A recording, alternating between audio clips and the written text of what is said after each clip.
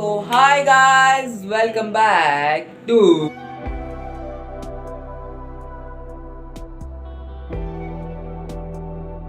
Moody Minds Vlog. तर कशा आहात तुम्ही लोक? आज मी व्लॉग करतोय कारण की आज आहे दीप अमावस्या. तेच दीप अमावस्या. तर आमच्या घरी दरवर्षी होते, तर आमच्या घरी कशी होते आई सगळं तुम्हाला दाखवणार आहे. तर तुम्ही रेडी होऊन जा दीप अमावस्या बघायला. हाय, नमस्कार, मी स्मिता. आज माझ्या दादूंनी ब्लॉग चालू केला आहे आणि आज आपली दर्श अमावस्या तुम्हाला माहितीच असेल किंवा दीप अमावस्या माहिती असेल. तर ही अमावस्या खूप मोठी आणि तेवढीच खास असते.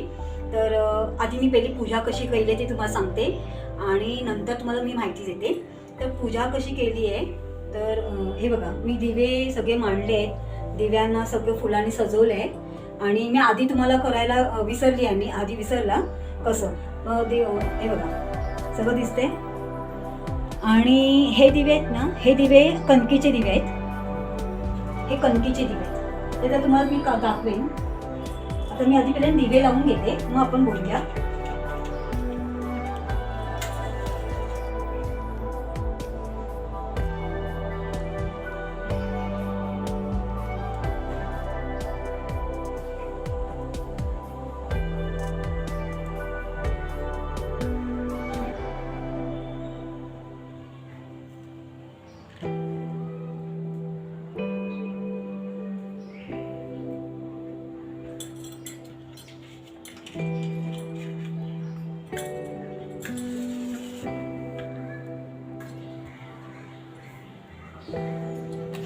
छान सेकली करा.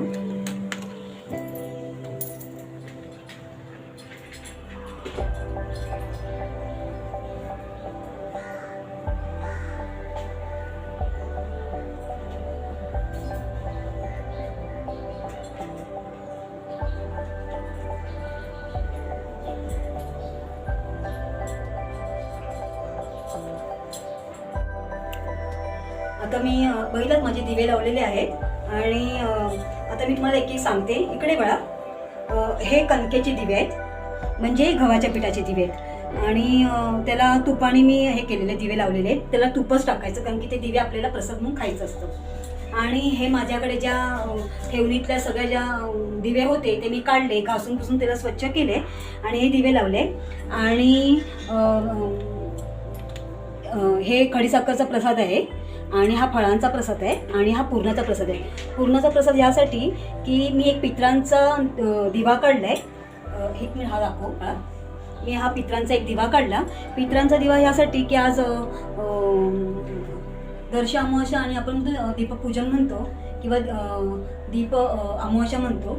तर आजच्या दिवशी आपण आपल्या पित्रांना सुद्धा आठवण करायची आणि पित्रांना पण आपल्याला सांगायचं की तुमचं असंच पॉझिटिव्ह, म्हणजे आपण बोलतो ना सकारात्मक तुमचा दृष्टिकोन आमच्यावरती असू दे. आणि ह्यासाठी म्हणून त्या पित्रांच्या नावाने हा मी हे केलं आहे, पूर्णाचा मी त्यांना प्रसाद केला आहे. वाढी नाही आहे, प्रसाद केला आहे तो मी. आणि आता मी पूजा करते.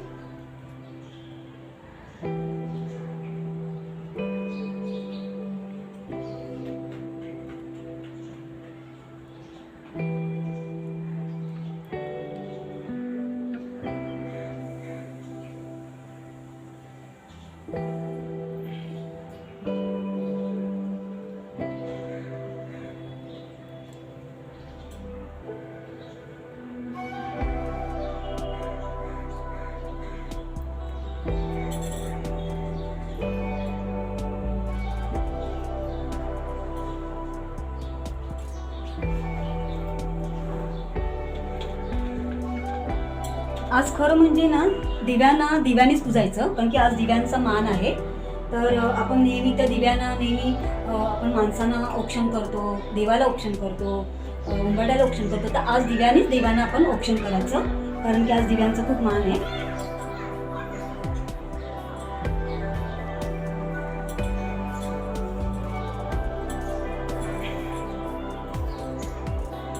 मी हळद कुंकू वाढते.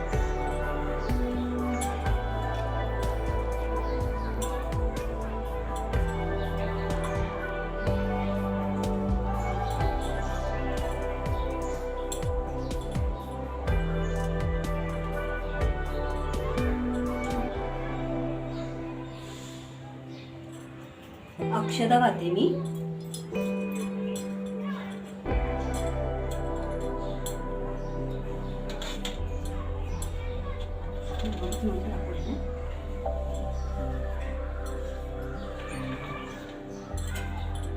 आणि हो, मी पाणी तुम्हाला दाखवायला पाणी पहिलं देवाला हे करायचं, मी ते दाखवायला विसरली, हा व्हिडिओ हे करते म्हणून.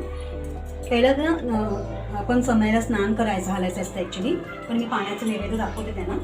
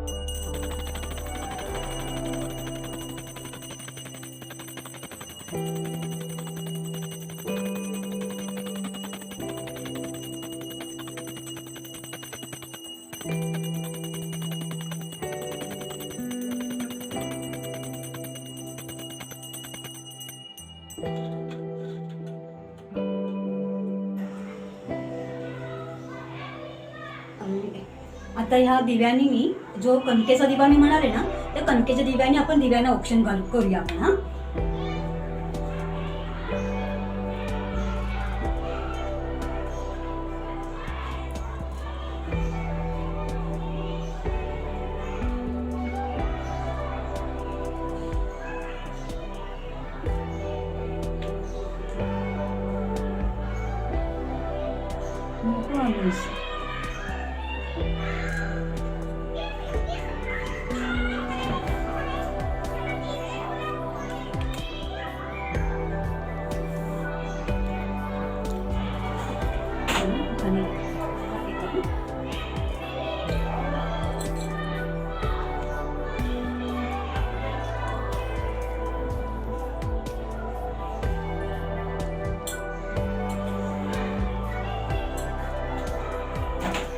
आता तुम्हाला मी ना याचं महत्व सांगते. आपण कणकेचे दिवे का करायचे? आता मी तुम्हाला ना कणकेचे दिवे का ते सांगते. कारण की आज दिव्यानंच प्रसाद कणकेच्या दिव्यांचं दाखवायचं, आणि मग हा औक्षण करून झालं का उद्या ह्याचं चहाबरोबर तुम्ही खा किंवा असेच खा, प्रसाद म्हणून हा ॲक्च्युली खायचे. आणि मी तुम्हाला पूर्णाचं सांगितलं ना, त्याचप्रमाणे पूर्णाचा नैवेद्य सगळ्यांकडे दाखवतात की माहिती नाही, पण मी जेव्हा अभ्यास केला या बाबतीत आणि मला असं अभ्यासामध्ये मला माहिती पडलं, म्हणजे कुणाकडून असं जे आपण म्हणतो ना गोष्टीतनं किंवा काय, तर पितरांसाठी म्हणून आपण नैवेद्याचं हे काढायचं.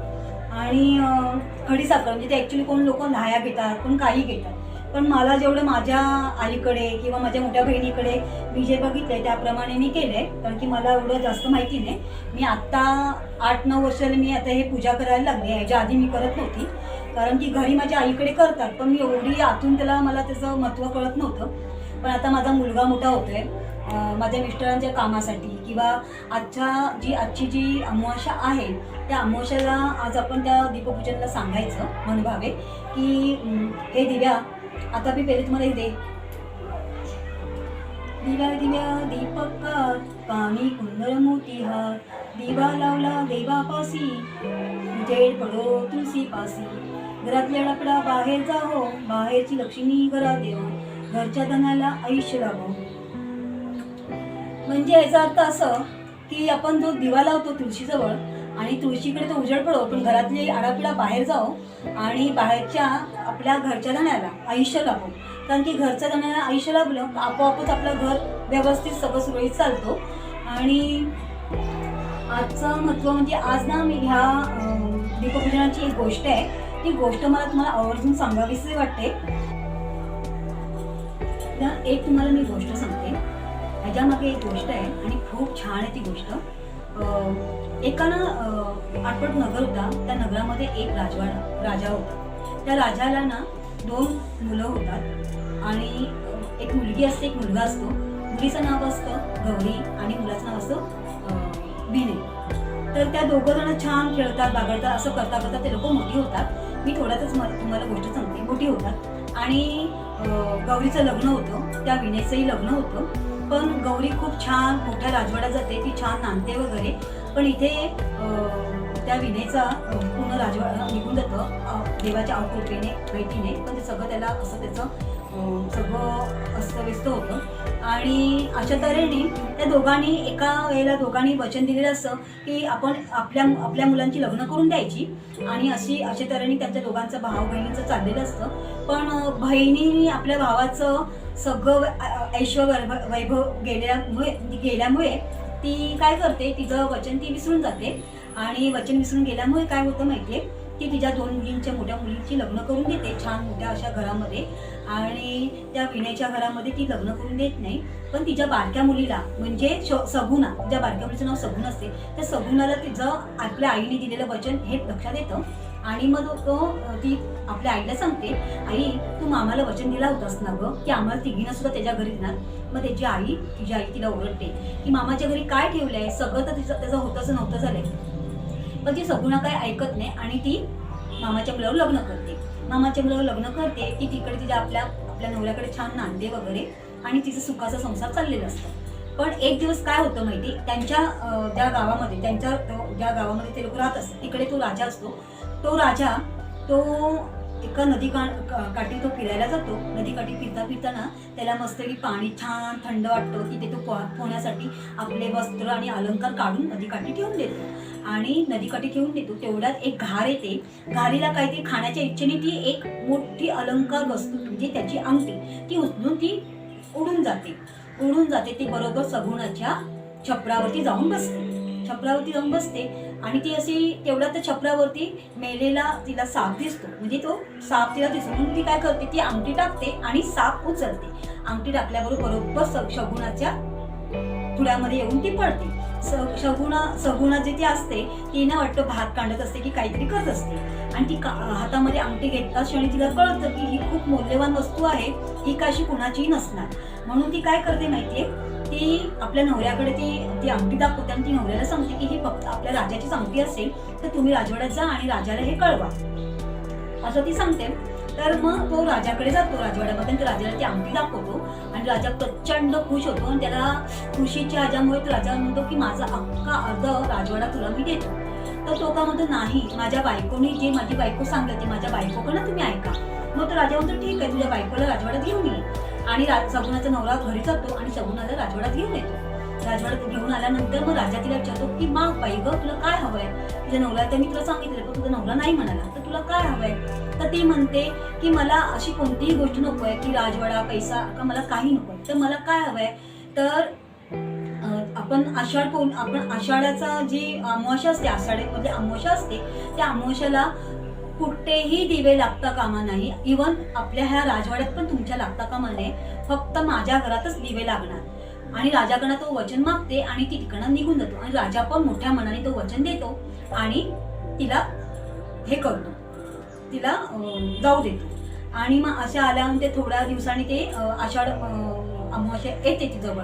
आणि ती तिच्या घरातली सगळी साफसफाई करते. सगळं जे जी झोपडी असते तिची ती अगदी ती स्वच्छ करते. ती ठेवणीतले जे सगळी तिचे दिवे असतात, एवढे ठेवणीतले दिवे सगळे जे पूर्ण दिवे असते ती काढते, स्वच्छ घासते, पुसते, सगळं छान लकलकीत करते ती.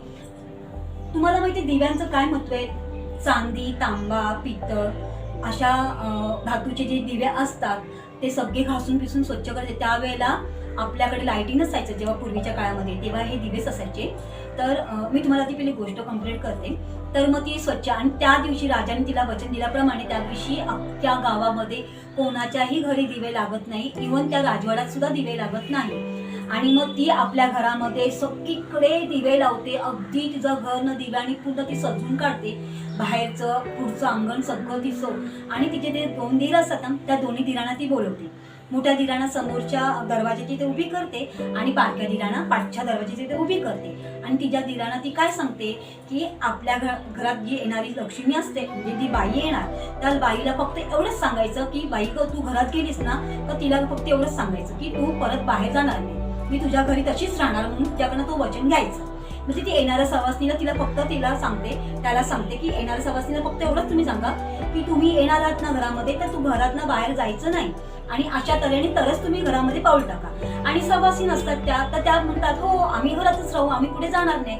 आणि पाठच्या दिराला मात्र ती सांगते, पाठच्या दरवाजाच्या दिराला मात्र ती सांगते की तुम्हाला काय सांगायचंय की तू घरात न गेलीस, या पाठच्या दरवाजानं गेली तर पुन्हा घरात मध्ये यायचं नाही. आणि ज्या पाठच्या दरवाजातनं ती जी जाणारी बाई असते त्या बाईला तू सांगतो की परत तू ह्या घरामध्ये पाऊल टाकायचं नाही. ह्याचा अर्थ तुम्हाला कळलं का?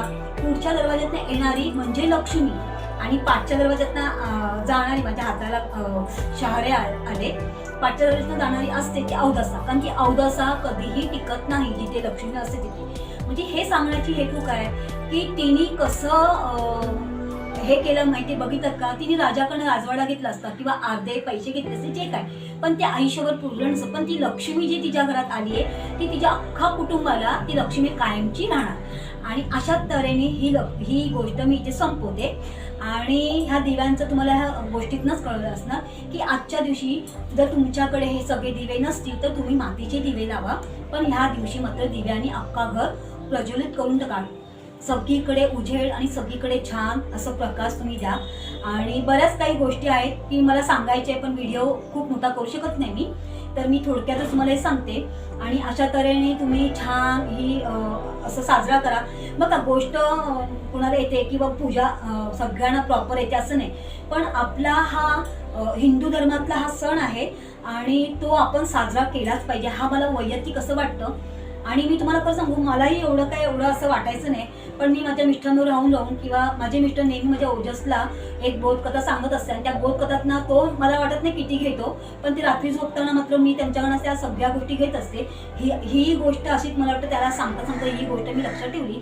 आणि दिव्यांचं महत्त्व म्हणजे, आणि आज गटारी नाही आहे, आज बऱ्याच नॉर्थ इंडियन लोग है, मैं सबसे बात करना चाहती हूँ कि ये हमारा महाराष्ट्र का हिंदू धर्म का बहुत बड़ा ये हमारा एक फेस्टिवल है.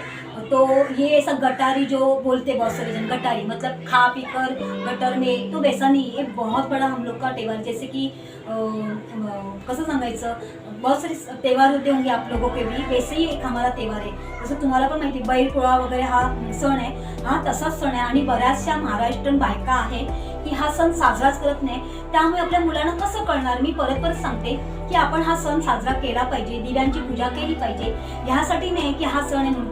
दिवे हे आपल्याला आयुष्यभर पुरत असतात, म्हणजे नुसता औक्षणासाठी नाही तर आपल्या घरातली चूल पेटवण्यासाठी सुद्धा दिवस रात्र तो दिवा, ती अग्निदेवता ते जळत असतात. तर आज त्यांच्यासाठी म्हणून, त्यांच्या सन्मानासाठी म्हणून आज ही पूजा करायची. आणि बस मी इथे एवढं संपवते. आणि माझं कसं वाटलं पूजा आणि जे मी तुम्हाला काय सांगितलं, पूजा विधी मला नीट सांगता आली नाहीये मला, कारण की वाचकायला होतंय, माझं पहिल्यांदाच आहे. मी दरवर्षी करते पण इतकी सागर संगीत असं कुणाला तरी सांगेन वगैरे, माझा नवरा, माझा मुलगा आणि आम्ही आपलं तिघंजण छान करतो. पण आज मला व्हिडिओ करायचं होतं माझ्या ओजसला, म्हणून मी खास अजून समय माझ्या ज्या ठेवणीतल्या होत्या त्या मी काढल्या आणि माझा प्रसाद वगैरे तुम्हाला दाखवलाय. पण एक लक्षात ठेवा, आजची पूजा खरंच खूप महत्त्वाची आहे आणि ती पूजा तुम्ही करा. दिवे लावा आणि अख्खा घर मस्त प्रज्वलित करा, ती दिव्याने भरभरून काढा. आणि देवाला पण एक प्रार्थना करायची लक्ष्मीला की असंच माझ्याकडे तू कायमची ये आणि माझ्या घरात कायमची राहा. मी त्या लक्ष्मीला तेच सांगते. आज जी कोणी माझ्याकडे सवासी मला दरवाजामध्ये दिसेल तिला मी घेऊन येईन. आणि हा प्रसाद आहे जो आम्ही मिळून खाणार. आणि तुम्ही पण या नैवेद्य खायला. माझा मी खडीसाखर ठेवलेली आहे, पुरण ठेवलेलं आहे, डाळीचं पुरण ठेवलेलं आहे आणि फळं ठेवलेली आहे. तर तुम्ही असेच या. आणि माझा हा आजचा व्हिडिओ कसा वाटला ते तुम्ही मला सांगा. आणि प्लीज काही चुकलं असेल तर तुम्ही मला प्लीज माफ करा, कारण की मला एवढं परिपक्वपणे मला सांगता आलेलं नाही आहे.